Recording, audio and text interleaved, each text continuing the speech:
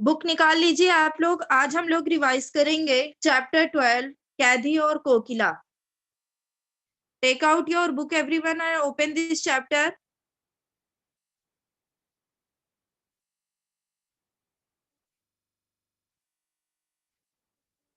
और switch on your videos.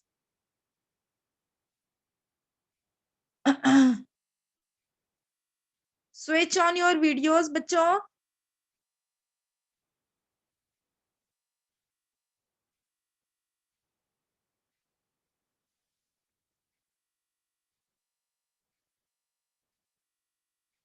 अभी इसका मतलब आप लोगों की बुक ओपन नहीं हुई है। बुक ओपन कर लो बेटा।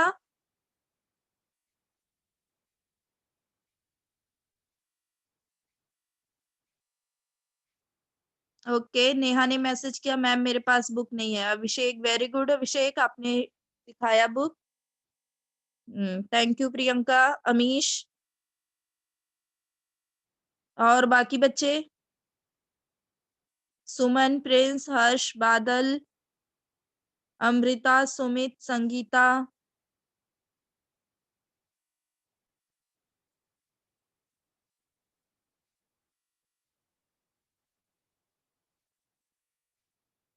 ओके, 3-4 बच्चों ने वीडियो ऑन किया है केवल। हम्म तो आज हम लोग ये कविता पढ़ने जा रहे हैं। नेहा के पास नहीं है बुक, है ना नेहा? केवल आपके पास नहीं है ना? बाकी आई थिंक सबके पास है book.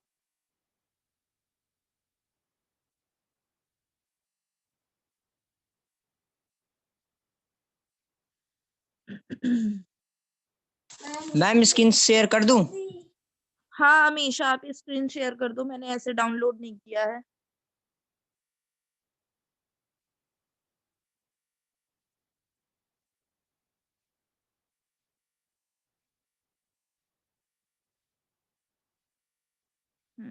Thank you so much.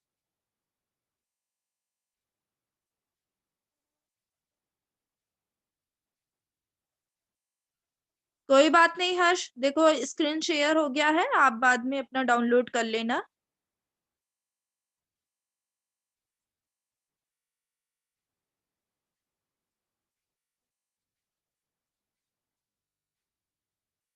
ठीक है, थैंक यू सो मच। आप लोग जूम कर लीजिएगा जिसको छोटा दिख रहा होगा स्क्रीन। हम स्वयं कर सकते हैं अपने आप जूम। ओके, तो कैदी और कोकिला, इसके कवि कौन है? बताइए अभिषेक, इसके कवि कौन है? किसने मैम लिखी है? माखनलाल चतुर्वेदी। यस, माखनलाल चतुर्वेदी। तो माखनलाल चतुर्वेदी के बारे में पहले पढ़ो। अभिषेक, आपके पास बुक है?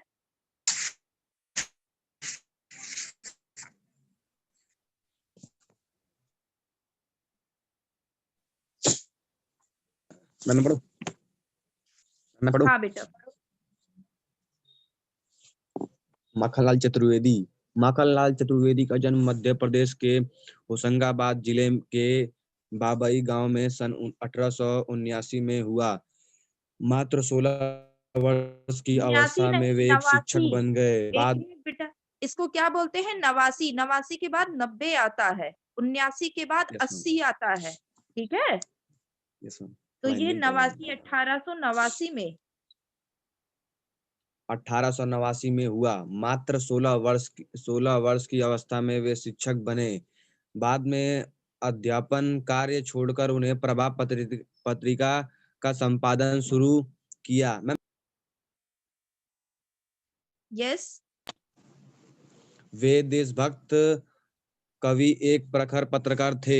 उन्होंने करमवीर और प्रताप का भी संपादन किया। सन 1868 में उनका देहांत हो गया।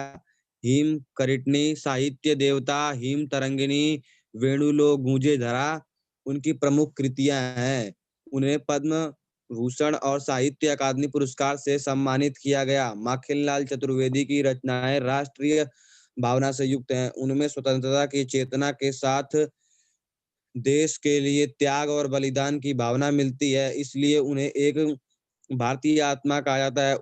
इस उपनाम से उन्होंने कविताएं भी लिखी हैं। वे एक कवि कार्यकर्ता थे और स्वाधीनता आंदोलन के दौरान कई बार जेल गए। उन्होंने भक्ति, प्रेम और प्रकृति संबंधी कविताएं भी लिखी।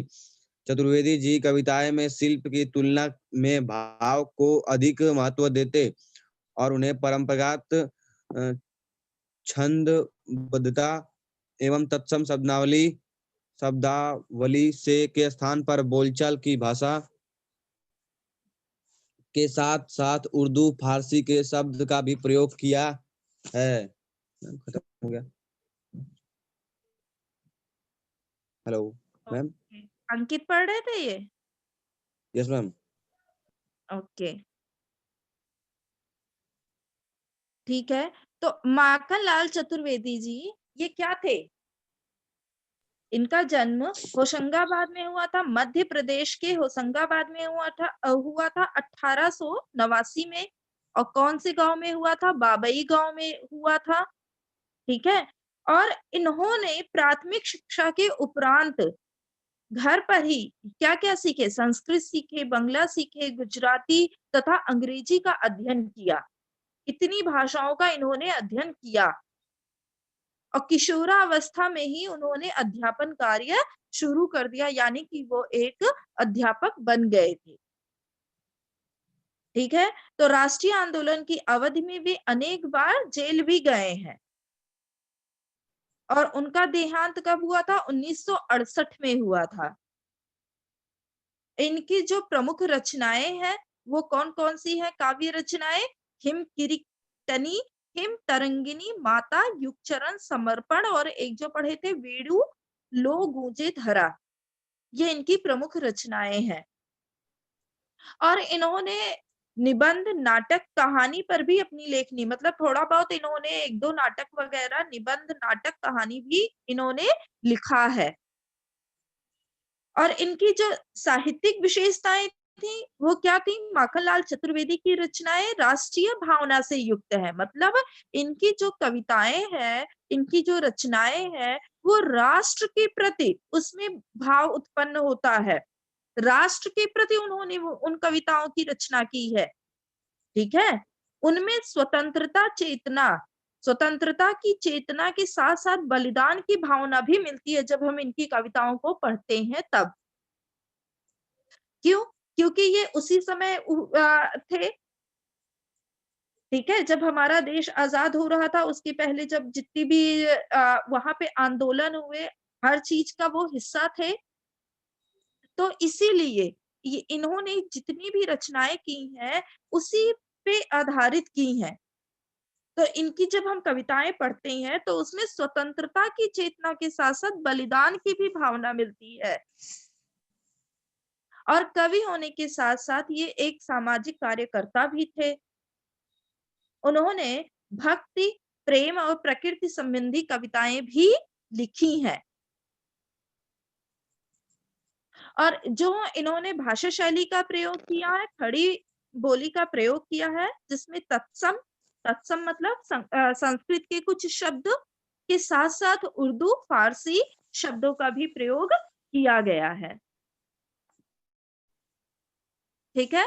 और ये इन्होंने मुक्त छंद में रचनाएं की हैं। ज्यादा छंद मतलब जो बाद में जब कविताओं के बाद में जो राइमिंग वर्ड्स होते हैं वो ज्यादा नहीं आए हैं, तो मुक्त छंद में रचनाएं की है जिनका भाव पक्ष सबल है। अब कविता परिचय, जो हम कविता पढ़ने जा रहे हैं, कैदी और कोकिला, उसके बारे में कैदी और कोकिला में इसमें क्या उन्होंने लिखा है मैं ये बता रही हूँ कि इसमें अंग्रेज सरकार द्वारा भारतीयों के शोषण तथा स्वाधीनता सेनानियों के साथ जेल में किए गए अमानवीय व्यवहार तथा यातनाओं का मार्मिक चित्रण किया है इस कविता में, कैदी और कोकिला में। ठीक है। कि जो अंग्रेज सरकार जो थी वो किस तरीके से भारतीयों के शोषण और स्वाधीनता सेनानियों के साथ जेल में किस तरीके से दुर्व्यवहार करती थी, किस तरीके से उन पे अत्याचार करती थी, उसका चित्रण यहाँ पर मिलता है इस कविता में। जेल में कवि उदास और एकाकी जीवन जी रहा है।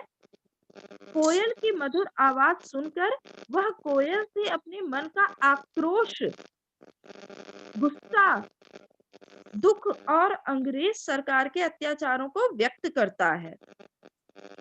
इस कविता में हम क्या पढ़ेंगे कि जो कवि है उन्होंने अपने आप को रखा है कि मैं जैसे जेल में बंद हूँ, और किस तरीके वो अपना गुस्सा प्रकट कर रहे हैं। एक कोयल गूंज उठती है, कूक उठती है, तो उसी के ऊपर कि तुम, हे कोयल, तुम क्यों यहाँ पर आकर के बोल रही हो, और कि हमारे ऊपर जो अंग्रेज है इतना अत्याचार कर रहे हैं और तुम यहाँ पे आकर के आवाज निकाल रही हो, उस पे उन्होंने व्यक्त किया है। और इससे इस दास्तां से मुक्ति का गीत सुनाने को कहते हैं। किससे? कोयल से कहते हैं इस कविता में।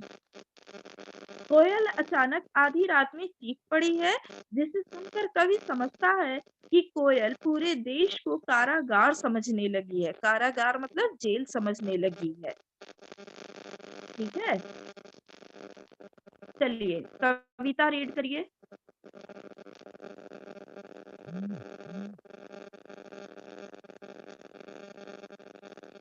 मैम मैं पढ़िए करूं? बेटा कोई भी। हाँ पढ़ो बेटा। क्या गाती हो? मैम एक कुछ आ गया इस पे मैम। इसको जूम कर लो। क्या कर रहे हो अमीश? और इस पे छोड़ दो बेटा। क्या गाती पढ़ो। हो, क्यों रह जाती हो? कोकिला बोलो तो क्या लाती हो? संदेशा किसका है? कोकिला बोलो तो। ऊंची काली दीवारों के घेरों में डाकू चारों बटमारे के डेरे में, जीने को देते नहीं पेट भर खाना, मरने भी देते नहीं तड़प रह जाना। जीवन पर अब दिन रात कड़ा पहरा है, शासन है या तम का प्रवाह गहरा है। हिमकर निराश कर चला रात भी काले, इस समय काली मामाई जगी क्यों आले? क्यों हो पड़े वेदना बोझ वाली सी, कोकिला तक बोलो पढ़ो। तो क्या लूटा? यस बादल, थैंक यू फॉर रीडिंग। तो आपने पढ़ा, क्या गाती हो, क्यों रह जाती हो, कोकिल बोलो तो क्या लाती हो, संदेशा किसका, कोकिल बोलो तो। यहाँ पर जेल में बंद कैदी के रूप में कवि कोयल से पूछता है। जो कवि है उसने अपने आप को जैसे जेल में बंद कर दिया है, तो जेल में बंद एक कैदी के रूप में कवि कोयल से पूछता है कि कोयल तुम क्या गाती हो, और गाते गाते तुम रुक क्यों जाती हो? अपने गीतों के माध्यम से मेरे लिए क्या तुम किसी का संदेशा लाई हो? क्या लाती हो, संदेशा किसका है, कोकिल बोलो तो। और कोयल शायद हम कैदियों को देश के बारे में कुछ संदेश देना चाहती है।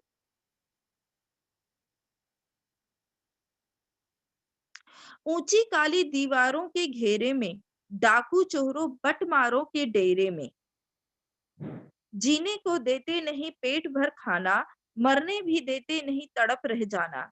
जीवन पर अब दिन रात कड़ा पहरा है, शासन है या तम का प्रभाव गहरा है। तम मतलब क्या होता है बच्चों?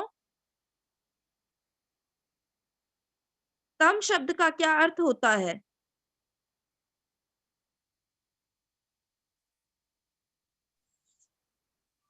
कोई भी बताए जिसको आता है। तम मतलब मैम शायद कम होता है, तम मतलब। तम मतलब क्या होता है अंकित? पता नहीं। और बाकी बच्चे तो पहले ये कविता पढ़ चुके हैं ना, पहले तो मैं पढ़ा चुकी हूँ, अभी तो मैं सेकंड टाइम पढ़ा रही हूँ। तम शब्द का अर्थ क्या होता है? अंधेरा। यस, वेरी गुड बोला नेहा, अंधेरा होता है। तो शासन है या तम का प्रभाव गहरा है। हिमकर, हिमकर मतलब मैम पर्वत। नहीं, हिम, यस, चंद्रमा, करेक्ट। हिमकर निराश कर चला रात भी काली, इस समय काली माँ मई जगी क्यों आली। आली मतलब क्या होता है? सखी। सखी, करेक्ट, यू आर राइट। तो यहाँ पर पहले ऊपर मैंने बता दिया कि वो कवि जो है वो अपने आप को एक कैदी के रूप में जेल में बंद है और वो कोयल से पूछता है कि हे कोयल, तुम क्या गाती हो? गाते गाते तुम क्यों रुक जाती हो? अपने गीतों के माध्यम से मेरे लिए क्या तुम किसी का संदेशा लाई हो? कोयल शायद हम कैदियों को देश के बारे में कुछ संदेशा देना चाहती है, ऐसा कवि कहते हैं। फिर कहते हैं कि हे कोयल, हमें यहाँ जेल की ऊंची ऊंची दीवारों के बीच कैद करके रखा गया है। ऊंची ऊंची काली दीवारों के घेरे में, डाकू चोरों बटमारों के डेरे में। हम जैसे स्वतंत्रता सेनानियों को भी किसके बीच में रखा गया है? चोरों, लुटेरों के साथ रहने को विवश किया गया है। यहाँ पर जेल में हम ऊंची ऊंची दीवारों के बीच में हमें कैद करके रखा गया है। किसके साथ रखा गया है? डाकुओं के साथ, चोरों के साथ, बटमार। बटमार मतलब जो राह में यात्रियों को लूटने वाले होते हैं, बटुआ। बटमार, बटुआ से बटमार बना है, ठीक है। Yes, बटुआ मतलब पर्स से। तो उस जो वो लोग बटुए को चुराने वाले होते हैं, उन लोगों के बीच में, चोरों के, डाकुओं के बीच में हमें यहाँ पर स्वतंत्रता सेनानियों को जेल में कैद करके रखा गया है। जीने को देते नहीं पेट भर खाना, मरने भी देते नहीं तड़प रह जाना। और यहाँ खाने के लिए भरपेट खाना भी नहीं देते हैं। अमानवीय परिस्थितियों में रहते हुए हमें नारकीय जीवन बिताना पड़ रहा है। नरक जैसा जीवन हमें यहाँ पर बिताना पड़ रहा है। अमानवीय मतलब यहाँ पे कोई मानवता नहीं है किसी के अंदर, ह्यूमैनिटी है ही नहीं है। कोई रिस्पेक्ट, कोई आप कह सकते हैं कि कोई भावना, सद्भावना, अच्छी भावना नहीं है जेलों में कैदियों के प्रति। अमानवीय परिस्थितियों में रहते हुए हमें नारकीय जीवन यहाँ पे बिताना पड़ रहा, नरक वाला जीवन यहाँ पे बिताना पड़ रहा है। जेल के जो कर्मचारी हैं, वे हमें मरने भी नहीं देते हैं। ऐसे में हम तड़प कर रह जाते हैं। जीवन पर अब दिन रात कड़ा पहरा है, शासन है या तम का प्रभाव गहरा है। कह रहे हैं कि ये कर्मचारी हम पर कड़ा पहरा रखते हैं। जो वहां के कर्मचारी थे वो कड़ा पहरा रखते हैं हम पर दिन रात। इसे शासन कहें या घोर अन्याय कहें हिंदुओं के प्रति, भारतीयों के प्रति, जो अंग्रेजी सत्ता यहाँ पर आकर के कर रही है। इसे क्या कहें हम? शासन कहें या घोर अन्याय कहें? चारों ओर हिमकर निराश कर चला रात भी काली, इस समय काली माँ मई जगी क्यों आली। चारों ओर अंधकार के इस समय में चंद्रमा भी हमें निराश कर चला है। हिमकर मतलब चंद्रमा। तो ये जो कह रहे चारों ओर अंधेरा छाया हुआ है और उसी काल कोठरी में हमें बंद कर रखा गया है। अब हमें निराश करके चंद्रमा भी यहाँ से जा रहा है। कहीं से भी आशा की किरण नहीं दिखाई देती है कि जो चंद्रमा से जो एक किरण दिखती थी वो भी नहीं दिखाई देती है। तो हे सखी, इस समय कालिमा मई मतलब काले रंग वाली, हे सखी इस कालिमा पूर्ण वातावरण में तू हमें क्यों जगा रही है। आली मतलब सखी। तो हे सखी इस कालिमा पूर्ण वातावरण में तू हमें क्यों जगा रही है। क्या तू ऐसे में किसी का संदेशा लाई है? ठीक है, तो ये समझ में आया दोनों स्ट्रेंजा बेटा, first and second? Yes, ma'am. Yes, ma'am. Okay, very good. अब यहाँ से जो है ना ये सेकंड का स्टार्ट होता, नेक्स्ट का स्टार्ट होता है। क्यों हुक पड़ी है, क्यों हुक पड़ी, वेदना बोझ वाली सी, कोकिल बोलो तो क्या लूटा।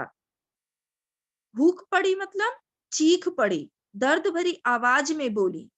तो फिर से यहाँ पे कवि पूछते हैं कि कारागार में बंदी, कवि ने यहाँ पे कोयल की वेदनापूर्ण आवाज सुनकर पूछा कि हे कोयल, तुम इस तरह क्यों चीखी, क्या तुम्हारा कुछ लुट गया है। ठीक है, वो उससे क्वेश्चन कर रहे हैं कि क्या तुम्हारा कुछ लुट गया है जो तुम ऐसी वेदना भरी दर्द भरी आवाज में चीखी हो। Next page please share Amish.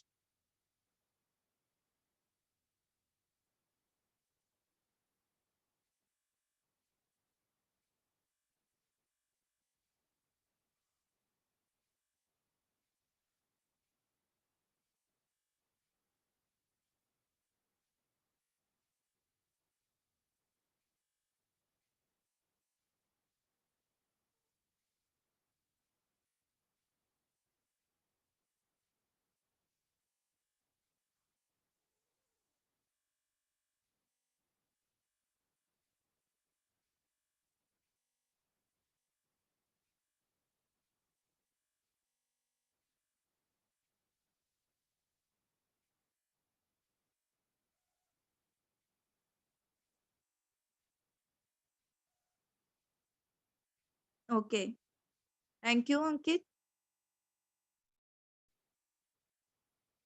देखो अब यहाँ पे ये हो गया ना, क्यों हुक पड़ी वेदना बोझ वाली सी, कोकिल बोलो तो क्या लूटा। मृदुल वैभव की रखवाली सी, कोकिल बोलो तो क्या हुई बावली।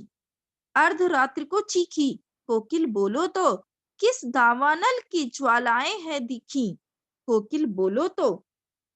अब यहाँ पे बार बार वो उससे कह रहे हैं ऊपर वाले स्टेंजा में, यहाँ पे अभी जैसे मैंने बताया कि वो वेदना भरी आवाज में, दर्द भरी आवाज में चीख पड़ी, तो उससे पूछ रहे हैं क्या हो गया है, तुम्हारा कुछ लुट गया है क्या, जो तुम इतनी दर्द भरी आवाज में चीख पड़ी हो। मृदुल वैभव की रखवाली सी, मृदुल मतलब क्या होता है, मधुर, और वैभव मतलब क्या होता है, ऐश्वर्य, धन दौलत, और रखवाली मतलब रक्षा करना। ठीक है, तो कह रहे हैं तुम्हारे कंठ की मधुर आवाज सुनकर यही लगता है कि ईश्वर ने तुम्हें ये मधुर वैभव की रखवाली का दायित्व सौंपा है। ठीक है, मधुर धन दौलत ऐश्वर्य का दायित्व तुम्हें सौंपा है। तो हे कोयल, हे कोयल, क्या हुई बावली अर्धरात्रि को चीखी, कोकिल बोलो तो। बावली मतलब पागल। बताओ, तुम आधी रात्र को पागलों की तरह क्यों चीखी, किस दावानल की ज्वालाएं हैं दिखी। क्या जंगल में फैली आग देख ली तुमने जो इस तरह चीख पड़ी। दावानल मतलब क्या होता है बच्चों, जंगल में अपने आप लगने वाली आग। ओके, और ज्वालाएं मतलब आग की लपटें। तो फिर से वो क्वेश्चन पूछ रहा है कवि कि क्या तुमने रात्र में कहीं पर दावानल की आगे लपटें देख ली हैं, जंगल में फैली आग देख ली है जो चीख पड़ी हो। अर्धरात्रि को क्यों पागलों की तरह चीख रही हो। ओके, यहाँ तक समझ में आया बच्चों। Yes ma'am. फिर नेक्स्ट स्टेंजा पढ़िए कोई। क्या देख न सकती, मैम मैं पढ़ूं। पढ़ो। क्या देख न सकती जंजीरों का गहना, हथकड़ियों क्यों या ब्रिटिश राज का गहना, कोल्हू का चरचू जीवन की तान, गिट्टी पर अंगुलियों ने लिखे गान, हूँ मोट खींचता लगा पेट पर जुआ, खाली करता हूँ ब्रिटिश अकड़ का कुआं, दिन में करुणा क्यों जगे रुलाने वाली, इसलिए रात में गजब डा रही आ।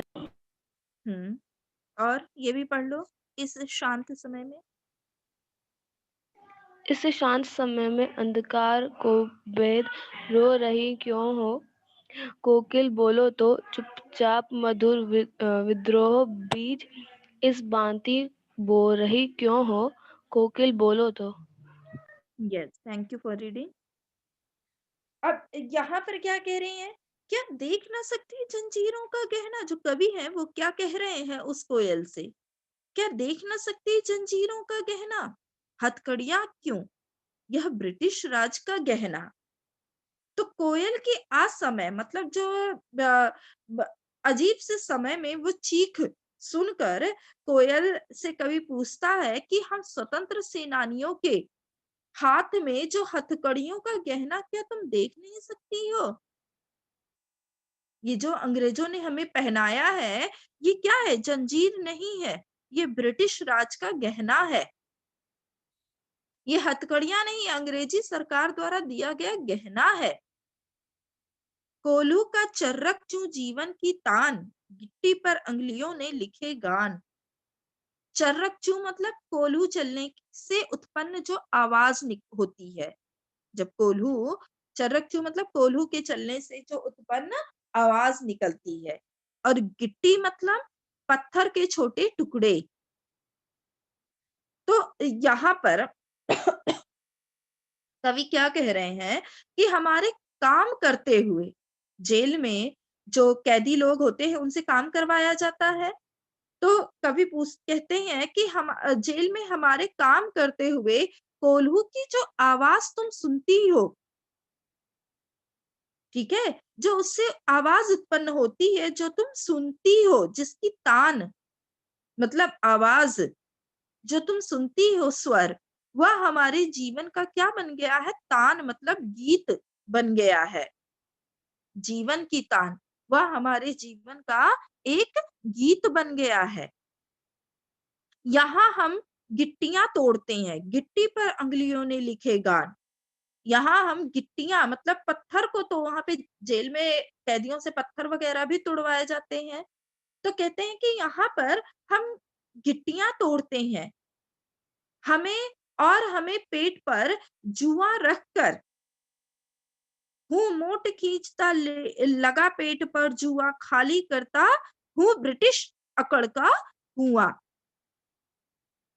तो मोट मतलब क्या होता है बच्चे? चमड़े का बड़ा सा पात्र, पात्र मतलब बर्तन जैसे, जिसमें कुएं से पानी वगैरह निकाला जाता है, मोट उसे कहते हैं। चमड़े से बना होता है एक बड़ा सा बर्तन जिसमें कुएं से पानी निकाला जाता है। तो यहाँ पर क्या कह रहे हैं? हम गिट्टियां तोड़ते हैं और हमें पेट पर जुआ रखकर पानी खींचना पड़ता है, ठीक है, उनसे पानी खिंचवाया जाता है। इससे हमें ऐसा लगता है कि अंग्रेज सरकार की अकड़ को हम क्या कर रहे हैं? कम कर रहे हैं। खाली करता हूँ ब्रिटिश अकड़ का कुआं। इससे जब वो वहां पर काम कर रहे हैं, पत्थरों को तोड़ रहे हैं और जो ये क्या करते हैं, ये पानी जो निकाल रहे हैं कुएं से, जो पानी खींचते हैं अपने पेट पे बांध करके, इससे क्या लगता है कि वो अंग्रेजों का जो अकड़ है उसे कम कर रहे हैं। दिन में करुणा क्यों जगे रुलाने वाली, इसीलिए रात में गजब ढा रही आली। अंग्रेज सरकार दिन में हम स्वतंत्रता सेनानियों पर कोई दया नहीं करती है। दिन में करुणा मतलब कोई भी दया नहीं करती है, इसलिए तू रात में अपना मधुर स्वर सुना रही है।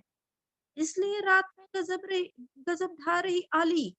हे सखी, क्या तुम इसलिए यहाँ पर आकर के हमें रात में गीत सुना रही हो? क्योंकि दिन में तो हमारे ऊपर कोई दया होती नहीं है। हमसे एक मजदूरों की तरह, कोल्हू की तरह काम करवाया जाता है, पत्थर तुड़वाया जाता है, कुएं से पानी निकलवाया जाता है। तो यहाँ पर अब रात्रि में आई हो तुम हमें गीत सुनाने? इस शांत समय में अंधकार को भेद रो रही क्यों हो? कोकिल बोलो तो चुपचाप मधुर विद्रोह बीज इस भांति बो रही क्यों हो? कोकिल बोलो तो रात के इस सन्नाटे में तू अंधकार को चीरती हुई आवाज क्यों कर रही है? इस शांत समय में कोयल बताओ, तो इस तरह अपनी मधुर आवाज से देशवासियों में अंग्रेजों के प्रति विद्रोह की भावना क्यों पैदा कर रही हो?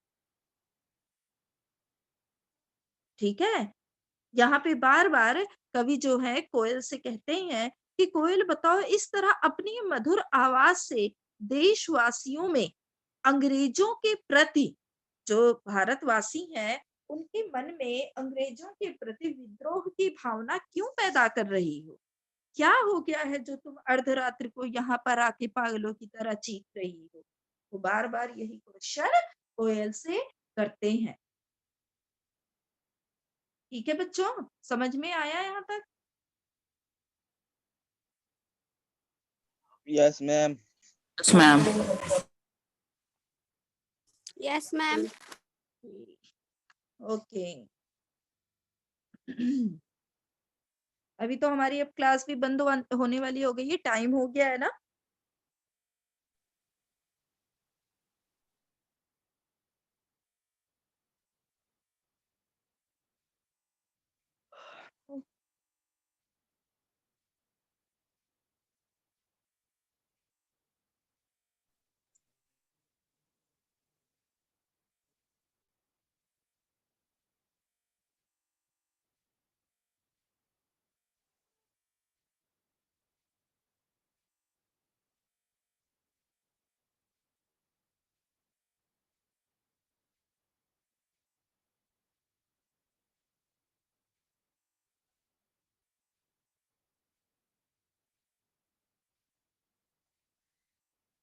ठीक है, आप लोग इतना रिवाइज कर लीजिएगा, नेक्स्ट का आगे का हम कल पढ़ेंगे।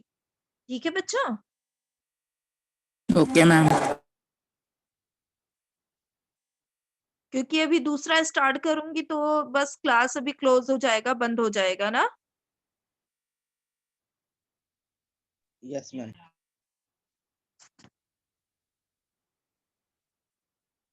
नेक्स्ट स्टेंजा हम कल पढ़ेंगे। यहाँ से है, अभी तो अंकित शेयर कर रहे हैं स्क्रीन।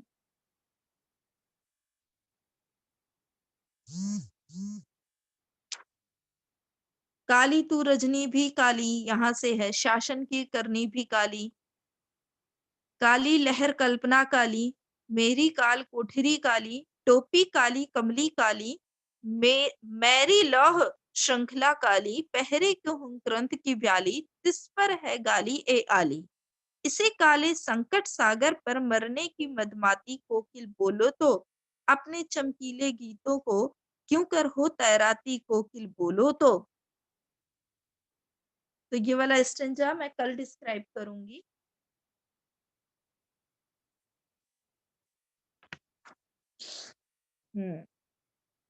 और अभी जो मैंने पढ़ाया उसमें किसी को कुछ पूछना है? जो नए बच्चे हैं, अगर उनको समझ में नहीं आया कहीं भी?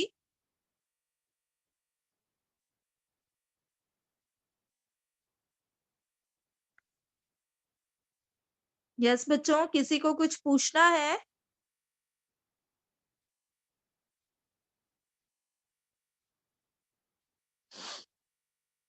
No, ma'am. No, ma'am.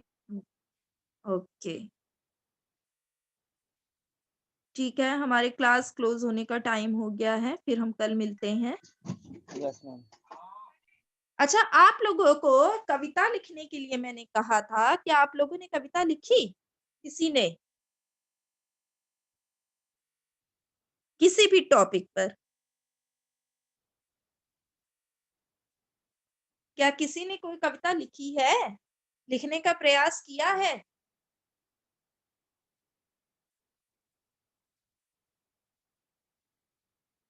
दो लाइन, 4 लाइन, 6 लाइन, 8 लाइन, जो भी आपकी जितनी भी आपकी क्षमता है, जितना भी आप लिख सकते हैं।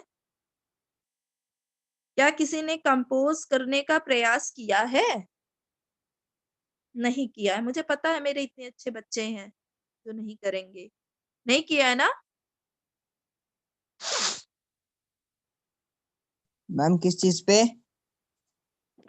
किसी भी विषय पर कविता लिखने के लिए बोला था ना विंटर वेकेशन में।